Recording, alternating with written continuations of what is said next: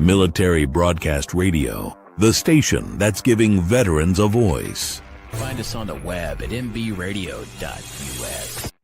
This entire military is one cohesive, dedicated force. And the threats to our nations, they don't sleep. They're watching our every move. Iran, Russia, China, North Korea, ISIS, Al-Qaeda. They may be watching this right now. Our military should not be mistaken for a cable news gabfest show. We don't care what you look like. We don't care who you voted for, who you worship, what you worship, who you love. It doesn't matter if your dad left you millions when he died or if you knew who your father was. We have been honed into a machine of lethal moving parts that you would be wise to avoid if you know what's good for you.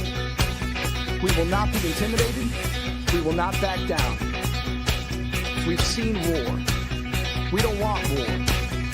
But if you want war with the United States of America, there's one thing I can promise you, so help me God. Someone else will raise your sons and daughters.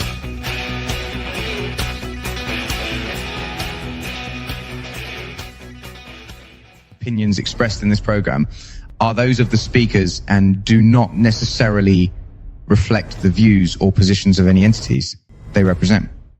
Find us on the web at mbradio.us. Military Broadcast Radio, the station that's giving veterans a voice. Find us on the web at mbradio.us. Opinions expressed in this program are those of the speakers and do not necessarily reflect the views or positions of any entities they represent. Find us on the web at mbradio.us. Join Terry with Tracer Rounds every Tuesday at 8 p.m. Eastern to hear interviews with veteran artists, veteran business owners, and businesses that support veterans. Catch us on Roku, Amazon Fire TV, and MB Radio. If you miss a show, you can listen again on Wreaths Across America Radio every Wednesday at 3 p.m. Eastern. Tune in to see if you are on target. MBR, giving veterans a voice. Find us on the web at mbradio.us. And welcome back to another episode of the Tracer Rounds podcast. And my special guest today is Rick Boland, who is the state coordinator for Texas ABATE Confederate, Inc. Welcome. Welcome. Thank you. Thank you. You're welcome. I'm so happy to have you on the platform today. I met someone that is part of ABATE at the VFW 6111 on Harris Road, and she said, you have to talk to our state coordinator. He'll tell you all about ABATE. So as someone who is just barely tapped the surface of what ABATE is, can you kind of give us a background of the organization, what it is, what it does? And then we'll ask more questions as we get going, but just kind of give us an explanation of what the organization is and how it's structured, I guess, here in Texas. Okay. Texas ABATE Confederation, Inc. is a motorcycle rights organization. But let me read the preamble to you, what we stand for. It's an alliance dedicated to the protection of the individual rights of motorcyclists through political change and awareness, charitable works, and public education, and to the promotion of motorcycling. So we do a lot of charity work. We do a lot of legislative work down in Austin every other year. We just got done with legislation this year. And we do we try to make sure May is Motorcycle Awareness Month, and basically that's to make everybody aware that motorcycles are around and automobiles and everybody else. But we are a motorcycle rights organization to protect your rights, to ride safe and free. So do you partner with a lot of the VFWs or the American Legions and get their riders involved in this? Or who are the members of this ABATE chapter? Well, you're the coordinator for the Arlington chapter, which meets at the VFW post 6111. but who all can join, and how do you find your members? And can you just tell us a little bit about how that works? Well, the funny thing is, you don't have to be a motorcycle rider to join our organization. We're not, you can be young, you can be old, you can drive a car, you can be a mother, you can be a father. We're not particular on anybody. We just want anybody that wants to be at least motorcycle aware of being to ride free and safely. And yes, we do. A lot of our organizations, our chapters that we have in the state, do meet at the VFWs. Arlington is one, like you said, 6111. We do a lot of events with other different VFWs. The Elks Club up there in Sherman is where another chapter, the Texoma chapter, meets. They do the Elks Club up there, but we have been to the VFW over there too. So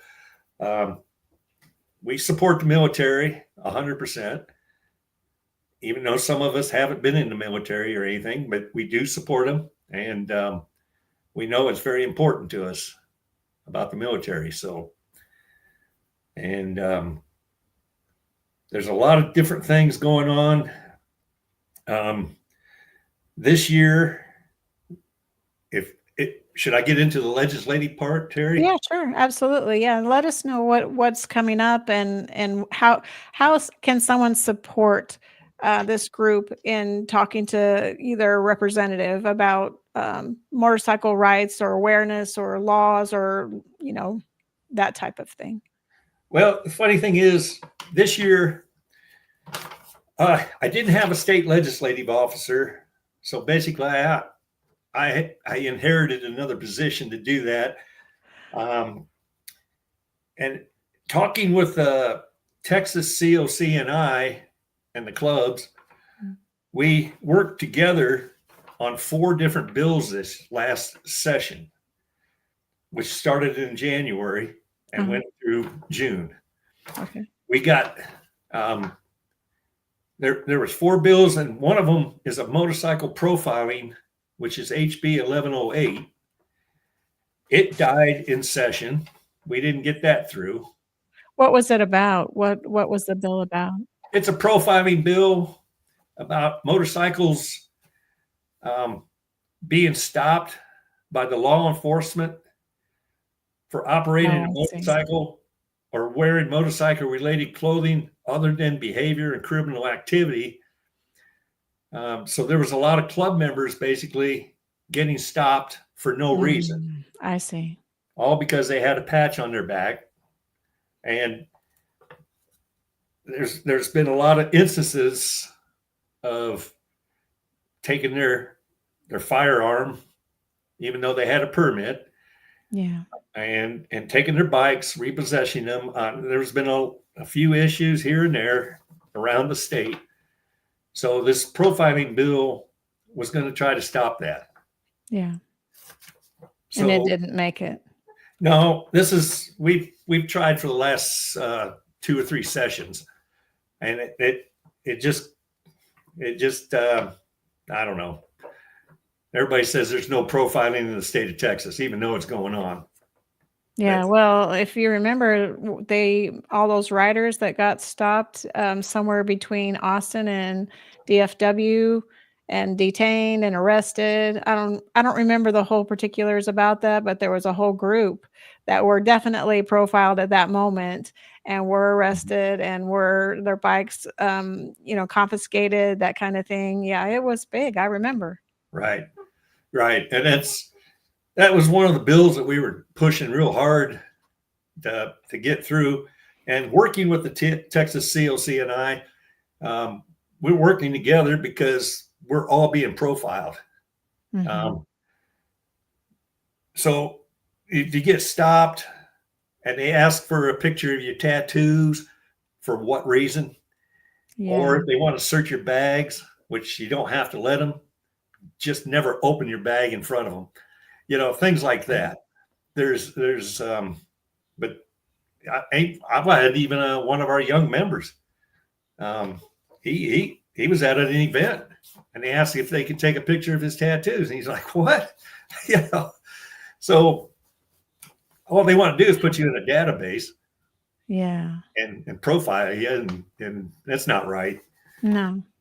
So that's one of the bills that we had. Okay. Another one is a gang database accountability bill, HB 1274. And that was a subject to audit and judicial review and cannot be included in a database without probable cause. So they're trying to make that database, and it goes with the profiling, Mm-hmm. and make this database also. This is a scary idea. And it's not just happening on motorcycles. This has happened everywhere. Right. So people need to be aware of these things. That Right. didn't go through. Mm. We didn't get that out of committee. So another one, which we did get through, is House Bill 2440, which is the freedom to choose between an electric powered vehicle or a vehicle powered by an internal combustion engine. That did go through this year. We got that bill through. So what was it and what all did it involve? I understand the mechanics of, just the electric versus the gasoline powered, but what did it mean exactly? What was included with that bill? Well, in the end, when they wrote the bill, they put every engine in there, electric, internal combustion. We're not being restricted like California wants to do, make everything electric. In the state of Texas now, we have the choice between internal combustion motors on motorcycles, cars, and everything. And you have a choice to be electric if you want. It's your freedom of choice, basically. So, they were trying to prohibit us by owning just electric cars. And California have been trying, they've been trying to pass these rules and spread it around the United States. And some states agreed to it. And now we got Texas that does not agree to it. So we have our own bill in the state that's passed. And they're working at this at the federal level also. Yeah.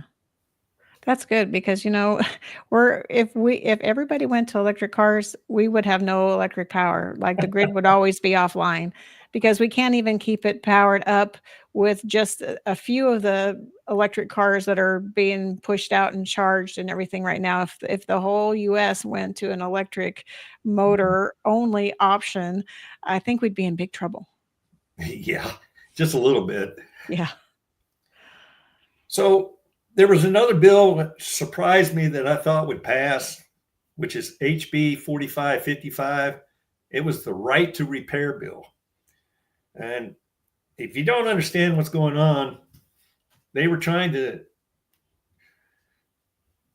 Okay, the right to repair bill requires a manufacturer to provide an owner information regarding diagnostics, repair service, calibration, recalibration parts, and systems of the vehicle. That was what the bill was written. They're taking these, I should say, aftermarket parts and aftermarket shops Mm-hmm. and shutting them down because they can't get the parts, the aftermarket parts, because the OEMs, original equipment manufacturers, want to run everything so nobody else can work on your car except for the dealerships or OEMs. So you're not going to be able to go to an outside source is what they want to do.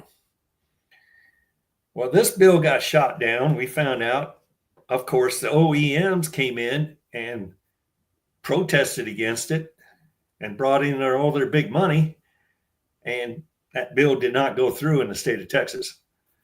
It is at the federal level right now, looking at it. Yeah. So, I mean, if you've seen what John Deere did, I don't know if you saw any of that. No. But, What happened? well, John Deere would not let anybody work on their John Deere tractors except their own technicians. And they would not give any of the information of the computers that are in there and the farmers broke down, and they had to wait weeks and weeks before they could even get anybody out there to work on their tractors. And they're behind on their field work. They're behind on, and that blew up in John Deere's face. And hell, John Deere's laying people off now. They have a lot of the farmers are selling their John Deere equipment, buying somebody else's. So Well, that doesn't make any sense, because there's no way that, one dealership can service everybody in their area for those vehicles and provide maintenance and parts and everything else. There's just no way. There's too many cars. So then to think that they should have priority, I can't even say that word, access just to those cars is ridiculous, because you need those other shops to do work, because there's no way you'd handle the load. Because I remember, like, my truck is still has got some parts that are needing to be upgraded under a warranty or a recall, and they don't even have them. So they can't even do the work, first of all, because they don't have the part. So if an aftermarket part came available, they could fix my truck, but they can't fix it because they don't have the parts, because there's no way they can keep up with demand, is really what it amounts to. And they're doing this to motorcycles. We were told Harley would not work on anything older than 10 years old now. Oh, wow. So what do? Now everybody, they want you to scrap your vehicles, and there's your government control. And that is what we fight for, to stay away from that government control, because we can't have it. Yeah. We're a free state, supposedly. Right. Yeah, they shouldn't be involved in deciding where we take our vehicles to be serviced. Yeah, For that's sure. scary. That's a scary thought. Yeah. So these are the 4 bills that we fought through, and we got one through, like I said, the internal combustion bill. We get a year off, and then we have 2027. We go back into session again in January of 2027. So we're going to be working this year with our representatives and trying to get these bills sponsored and pushed through. It's always a chore. Yeah. Well, let's take a quick break, and when we come back, maybe you can tell us how we can engage with that and help push that process along. So I think we're going to listen to Linwood King, Don't Walk Away, and we'll be right back.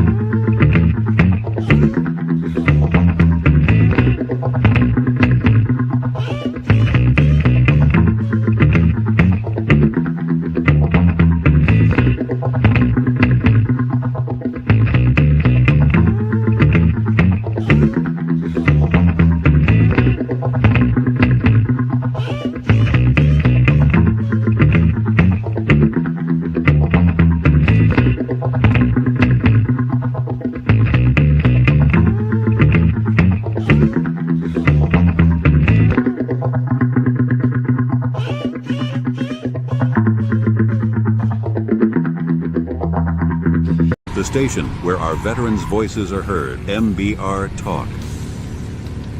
Find us on the web at mbradio.us. And you're back on the Trace Arounds podcast, and I'm Terry, your host. And with me today is Rick Boland, and he is the state coordinator for Texas ABATE. Welcome back. So we were talking about the different legislation that you'd put before Austin for consideration. And so I want to know, what can someone do to get involved? And who can they talk to? How do they engage with your organization? How do they just help spread the word, I guess? Well, one thing is you can join us, texasabate.com. You can join on our website. You can print out a membership form. We're working on getting it where you can sign up online. It's $25 a year. My gosh, $25 That's a deal. a year. Yeah. And you get a newsletter. You get all the information. You can join a chapter, or you can be an independent. We've got a lot of independents. So you don't have to join a chapter. But when you join a chapter, we have our monthly meetings. And each chapter has different times a month. Arlington is the third weekend, Sunday, on the third Sunday of the month. And there's another chapter. So you go on texasabate.com. You can see all the chapters on there. You can find all the information out about what we do and different things like that. But we need riders that want to be free, because it's happening now. We're starting to get older, if you can't tell. Great, white beards and things like this. We need the young adults that want to ride free, because you don't realize your rights are falling apart. We're, as much as we fight for these freedom rights, there's a limited amount of us, but it is deteriorating, not just at the state level, it's at the federal level. The MRF is our federal office, the Motorcycle Riders Foundation. And I'm an assistant, I'm assistant representative here in Texas for the MRF. They do the Washington, D.C. stuff. But your rights are just going away. And there's things that you think we can, just a few of us can fight for this, but it's not. We got to have more. We got to have more members. And $25 a year, come on, you can spend that an hour in a bar or eating dinner or whatever, you know. So going to a movie. Yeah. So how large is the organization in Texas? Well, that's the problem. We're down to 430 members for the whole state of Texas. Wow. You got over, 5 million riders in Texas? Wow, that's a lot. I would not have guessed that number. Yeah. And you're down to 430 members. And yes, there's a lot of clubs and stuff that's got members and everything. Don't get me wrong. I don't have any problem with the clubs and everything, but as a matter of fact, we've got club members that joined our organization, and they're darn good members because they want to ride free too. They understand how this works. Yeah. We're all fighting for our rights, and it's a continuation. We only fight for motorcycle rights. We don't get into the gun laws. We don't get into a lot of the other politics, because there's other organizations that can take care of that. Yeah. I follow the federal stuff. Who can't? You can't avoid it. Right. And I don't want to get into it because I'll last forever. But please, if we need you, I can't beg hard enough. Organizations are starting to go under because the younger generation, for some reason, I don't know if they think the information's on their phone is right, but Google, you can Google all day, and a lot of that information is not right. you'll find Right. stuff that's so. Anyway, I don't know where to go from there, but Are there any law enforcement officers? what's that? Are there any law enforcement officers that are in the group? I had a text dot person. He was working with us on a lot of motorcycle safety stuff, but he, how should I put it nicely, died. Oh my goodness. Had a brain aneurysm or something. Oh my Yes. word. Yeah, that was, and we try to work with TxDOT as much as we can. I've had some meetings with them, and Yeah. I haven't had a positive attitude since then too much yet. I'm working on it. That just takes time. Because they got a lot of new people around my area. You know, what if you went to some of the cities and talked to the police departments that have motorcycle officers? Because truly, motorcycle laws affect them too, because they're riders at the beginning, at the basics, they are riders because they wouldn't be motorcycle officers if they weren't riders. So they are riders. Sure. And they just happen to be law enforcement officers as well. But maybe, connecting the dots into the cities and talking to the police departments and talking to those motorcycle officers and getting those motorcycle officers engaged with the platform, can just help bridge the gap and the profiling and all the other things, because if they truly understood what the organization was about, maybe they would change their perspective. Yeah, that's a good point. That's a really good point because we really haven't pursued that part. We've discussed it, but we haven't really got into it yet. Yeah. We work with the fire departments in Arlington. Yeah. We do that. I used to work in the fire department in Arlington, so I know what you're talking about. And Yeah. Oak Cribs is where the fire administration is, and that's where the police department is too. So if you're communicating with the fire department, you're just like right neighbors to contacting the police department too, and all their motorcycle officers, they report there. Sure. Sure. Mhm. Yeah. No, we do a teddy bear. We've been doing that for the last few years, shrink wrapping little teddy bears with Arlington ABATE emblems on them and taking them to the fire station so they can hand them to the kids that are, we shrink wrap them so that when they get to the fire, they're not dirty. Right. And when they Makes come sense. out, the little bears come up and they give them to the kids that have been stressed out at the fires and stuff Yeah. like that. And the fire departments really took kindly to that. They love that deal. Yeah. I bet you have some riders in that group too. Yeah, we haven't bumped into too many of them. I mean, they accept us real well. Yeah. They like what we're doing, our charitable work that we do. And we've done some homeless things with Arlington charities, done some homeless work. We've done some food drives. So, I mean, besides politics, I mean, we're doing charity work also. So, we get around. We're pretty involved trying to get our word out. Yeah. Well, I hadn't heard of you until Bear Pup from the VFW recommended that I speak to you. And I'm so glad she did because I really didn't know anything about the organization. And now that I do, then when I deal with different people that would be able to make differences, I can talk to them about it. I think that's I'm glad that she introduced me to you so that we can get the message out and talk about motorcycle safety, motorcycle rights, and just, in general, how we can be good partners, how cities and states can partner well with motorcycle riders. Because just because you wear a leather vest, or I actually have a leather vest over here, it has my nickname on it, it has Tracer. I'll put it on when we come back from the next break.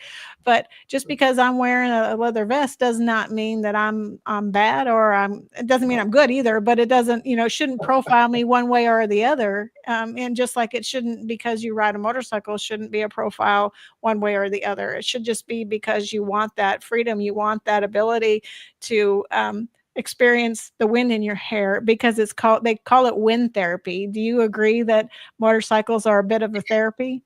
Man, I'm telling you, I ride every day to work. It's 30 miles. If the weather's iffy here and there, of course I drive. It depends, but I've got a bike that's got 122,000 miles on it, Wow. and That's a lot for a motorcycle. yeah, a lot of maintenance here and there. But my car sits in the garage most of the time. Everybody at work going, "You rode today?" I go, "Yeah." I said, I "Yes." ride every day. I can't. I didn't ride today, but that's fine. It's therapy for how you want to make it. The funny thing is about ABATE, we have the freedom to ride. It's not all about helmets. Everybody thinks we're all about helmet laws. No, I ride with guys that wear helmets, suits, whatever you want to wear. I ride with you. It doesn't matter. I don't care if you're on a Harley. I've had my Suzukis. I've had everything. And as long as you enjoy riding, I don't care how what you wear and this and that. It has nothing to do with this. The helmet deal. The funny thing is about the helmet deal in the state of Texas, we're helmet free as long as you got insurance and pass or pass the safety course. So you could do one or the other. The funny thing is in Texas, there's more people wearing helmets than there is not wearing helmets. And that's a freedom of choice state. So what's that tell you? Right. Just because I don't wear one, but all my friends do, that's fine. Have at it. So do you have to have a motorcycle endorsement on your license to drive a motorcycle in Texas? Yes. Yes. Matter of So you fact, have to take the course? if you're a new rider, this 16, 17, 18, yes, you do. There was a lot of issues when they passed that about people coming across state borders and that already had an M license. Mm-hmm. And they fixed that. So they don't have, I think all they got to do is take the test, if I remember right. But the new riders, brand new riders, you have to go through a course, which is usually about $300. And what we're finding out is they're going through the course, but they're not going to go get their $20 license. They ride without a license for some reason, and we haven't figured out why. Yeah, that doesn't make any sense. Why would you go through the course and not get the endorsement on your license to ride legal? I don't know. And I know I got some friends that don't even have a license. They've been riding for years. And I Right. said, one of these days they get caught, they'll impound their bike, and then they'll, They'll so have to figure it out, right? I just, I mean, it don't take that much to get that license. I've had mine since the 70s. So, Right. whatever. So does ABATE teach the motorcycle safety too? Do they do any of No. that work? Or is it mostly only like Harley, and who else teaches it? Do you know? Yeah, there's independents out there that do it. I'm not sure. I need to get a list and put that on our website one of these days. Yeah. That's another deal. But yeah, basically Harley and the funny thing is you can go buy a motorcycle and you don't have to have a license. True. So, hey, we'll take your money. We don't care what you. You can't drive it, but we'll sell it to you for sure. There you go. So you said that you don't necessarily have to have riders, that people can come and support the organization even if they don't have a bike, but they can also help to partner with the community events that you do, right? Yes, we've got quite a few members that really don't ride, Mhm. and all they want, they probably rode back in the day, Yeah. but they don't ride anymore or anything, but they do support our organization and they like our charitable works and different things that we do. So yeah, anybody can join. We're not piggy. Right. Well, I think some marketing in the way of cities is a good idea. I'd like to talk to you offline about that and see if there's a way that we can start having conversations with, law enforcement in the various cities in Texas and get them kind of on board with the idea that, just because you might look a little rough around the edges wearing leather or whatnot, or jean jackets or whatever the case may be, that doesn't mean one thing or another. It just means you like to ride motorcycles is really what that means. And so maybe there's a chance to do some partnerships, or at least some education around what the organization does and what it stands to do and how it can help riders in the future. Because we definitely don't want it to be a lost art in learning how to ride a motorcycle and having motorcycles out on the roadway. We definitely want to see an increase of, like you said, of people joining up and riding safe, and then being able to ride as they want to ride in whatever state they live in. So I think when we come back, if you don't mind, we can talk about the South Mid-South mile, and then how other states can get engaged with Texas and kind of support each other in that effort to be a collective. So we're going to take a quick break, and we're going to play Die Tired, Need to Feed, and then we'll be right back with Rick Boland.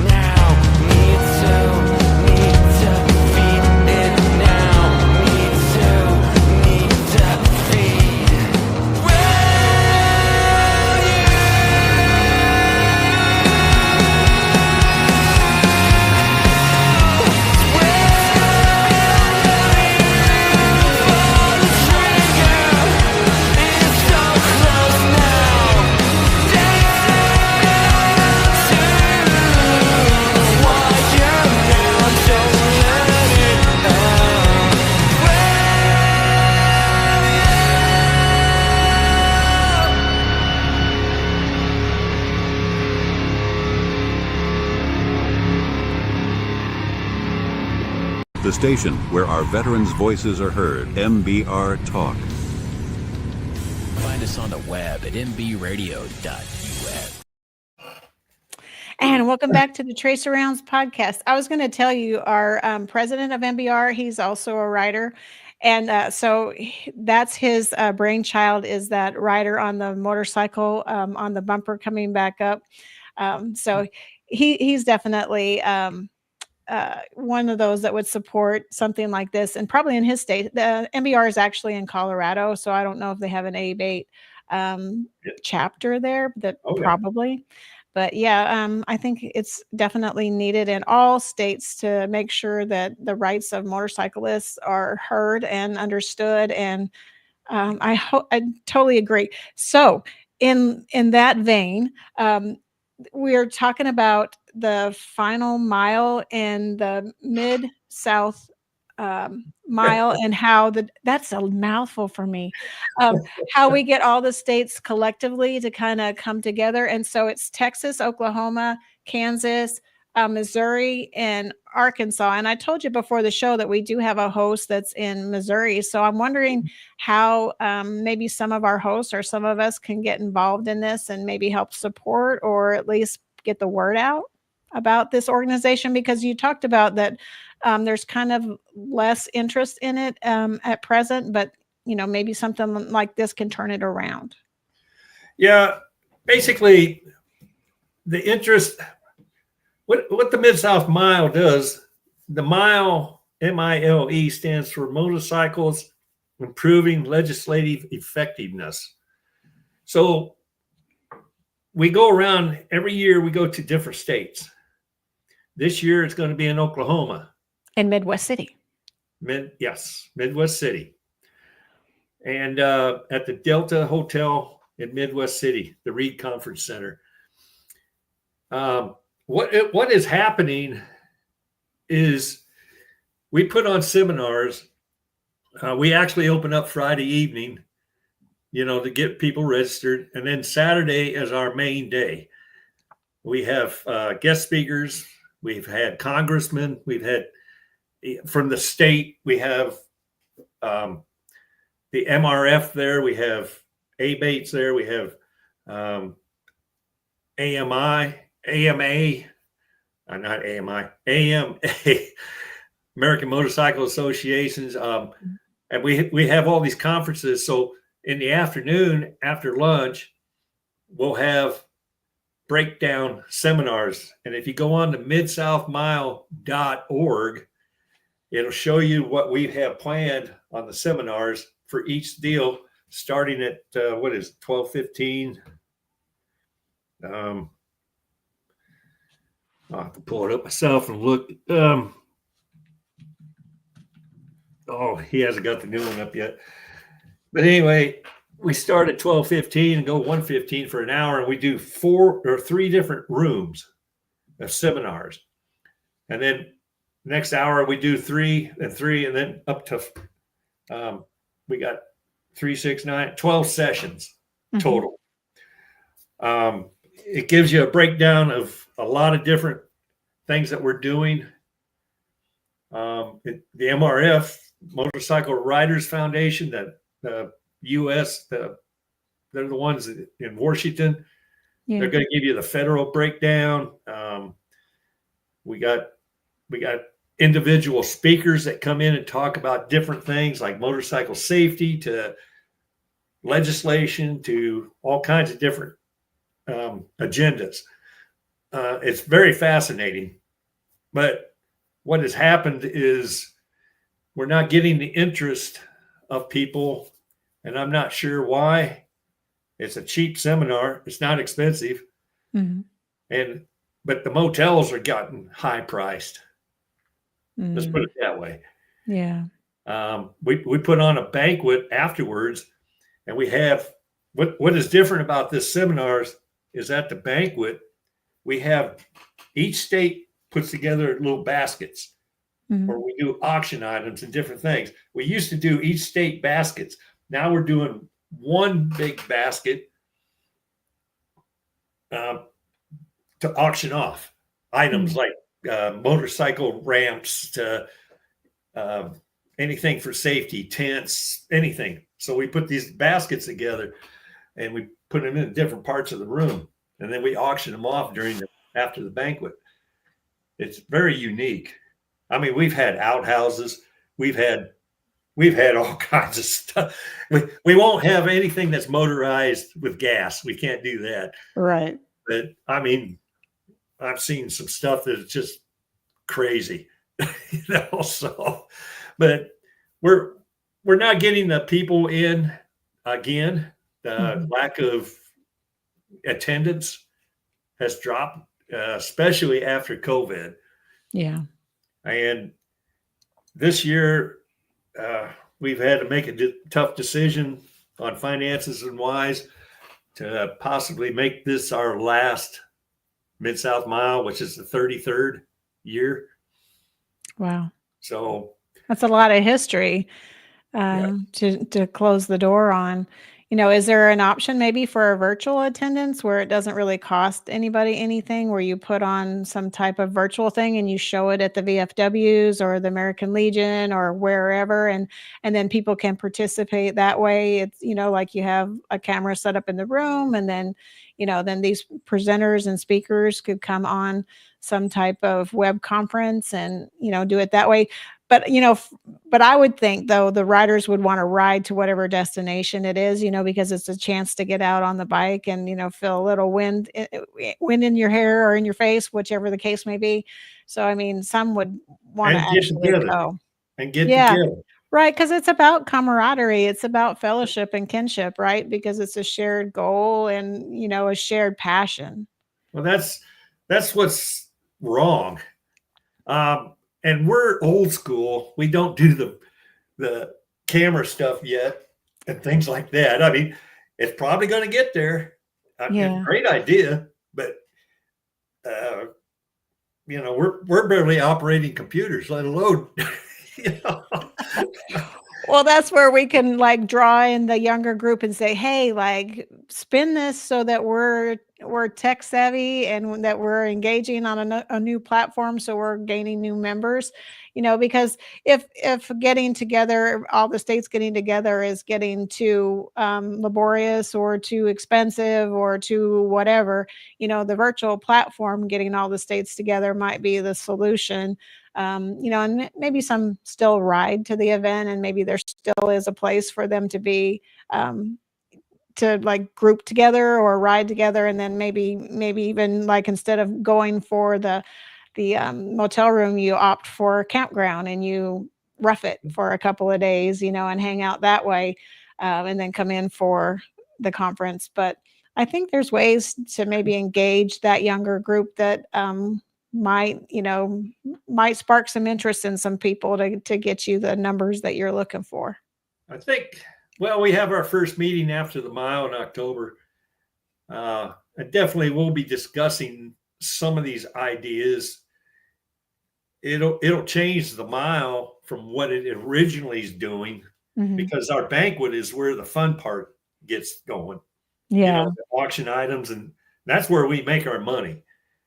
We don't make them off the seminars. We make our money off the auction items and the baskets and different things like that. But to do it virtually, that'd be a whole different concept that we'd have to think about and figure out. Right. We could probably put seminars on virtually and do away with the banquet. So, Yeah. Always some things to consider. Do Harley and Indian or Honda or any of those people, do they partner with you guys? Do they come in? Do they offer door prizes? Do they help in any way? They're going to be at the Oklahoma deal. Indian especially. Indian's going to be up there with their new bikes and stuff. Oh, very displaying cool. them. We've got a lawyer coming in, Law Tigers. They back us quite a bit. Nice. And stuff like that. We don't have any major sponsors per se, or they'd be all over our website. Right. But when we put on the mile at the events, we do not want I call it a dog and pony show. where the vendors are all out there. We stay away from the vendors. Mm-hmm. We try to stay because we don't want this just to be a show. This is for motorcycle education and legislative stuff. I mean, it's great. Indian wants to be there and stuff like that. Don't get me wrong, but we may have to change if this goes off good. We decide to do another one. We may have to change our ideas, and virtually, like you said, who knows? There's going to be a lot of thinking after this one, but right now, this is our last one as far as we know. Which, God, it's going to make me cry almost. Well, I don't want you to do that. I've been here almost 20 years and Oh, wow. got a lot of friends, different states. So it's Right. It's going to be tough. So how did those particular states get together to do some collaboration? Like how did that conversation, or how did that come about? The story I got, it happened in Missouri, the Joplin area, because we used to meet in Joplin all the time. Mm. And then we started traveling a little bit. But it started because of motorcycle rights again. And basically, they were trying to make a national helmet law. And I guess a few of the members were just sitting around the table, and all of a sudden they popped that idea up about a mile, and they put it all together. And I couldn't tell you the whole exact story. I know somebody that could, but I can't tell you the whole exact story. But that's how it was kind of told to me real quick was, I'm sitting around the table, and all of a sudden motorcycle rights popped up, and everybody, I don't know how many there was, 5 or 6, and boom, boom, boom, it just took off, Yeah. Hell, we were doing really good a few years back before COVID. And after COVID, it just seemed like I don't know, people just got disinterested for some reason. Yeah. So maybe the call to action would be for veterans to reach out to their American Legion or their post and see if they have an ABATE chapter in their post. And then if they don't, maybe see about starting one, or see about engaging with a post that does have one and supporting that, to maybe get more action behind your legislative processes for motorcycle rights and for community engagement and involvement, and maybe for, this I'm going to say it wrong, Mid-South Mile. I did it. Mid-South Mile, to really, kind of breathe some life back into it, and get some new ways of doing things in it. And then, so maybe some renewed interest, hopefully. Well, we're definitely up for ideas. Believe me. Yeah. I'm always up for ideas. Well, we have about 3 minutes left. Is there anything you'd like to tell our audience, or anything that you'd like to say on behalf of ABATE, or just personally you'd like to say, or anything I didn't ask you about that you want to tell me about? Well, I ran across an article here real quick, if you don't mind. Yeah, for sure. High visibility clothing, invisible to automated cars. Yes, I'm going to waste my minutes on safety factors besides talking. There was a study discussed by the Institute of Highway Safety regarding high visibility clothing. Clothing that makes pedestrians stand out to human drivers may make them invisible to automated crash prevention systems. Oh, yeah, wow. you read that. They had test dummies that features like reflective stripes that were invisible to technologies designed to prevent crashes. I wanted to bring that to your attention. You think That's just because you got reflective tape on, you're safe? Think again. Wow. So I wanted to make sure I got a little safety thing out there. Yeah, that's interesting that it wouldn't read that as a person or something. It wouldn't pick it up because That's of what the it says. safety features of the clothing. Yes. And this was through the Institute of Highway Safety Insurance Company. Insurance Institute of Highway Safety put this out. So just be aware. Just because you got something that's going to reflect doesn't mean you're going to get picked up by an automated car. Yeah. And Tesla's getting to be one of the worst ones. Right. Yeah. It's a little scary, I think. But that's my little safety pitch for today. Well, that's good. That's good information to know, because if no one's aware that that's a problem, you can't make any solutions to something you don't even know exists. So that is good information to put out there for sure. This is one of the things that I do and ABATE does, is this is what we want people informed on. Absolutely. Well, thank you so much for being on the show today. I've learned a lot, and I'm hoping to partner and see how we can engage maybe some of the cities in supporting ABATE, or at least acknowledging and then, directing other people that way. So I really thank you for being on today. Thank you so much. Thank you, Terry. Appreciate it a lot. Right. Well, this is Teresa Round signing off. Ladies and gentlemen, thank you for tuning in to Military Broadcast Radio. As we wrap up today's show, we want to remind you that the podcast of today's episode will be available right after we go off the air. So if you missed any part of the show or want to listen again, be sure to check it out. And remember, we're here to support and honor our veterans. Your stories and experiences matter, and we are committed to giving you a platform to share them. That's right. We're here to give our veterans a voice. So don't forget to catch the podcast and stay connected with us. Giving our veterans a voice.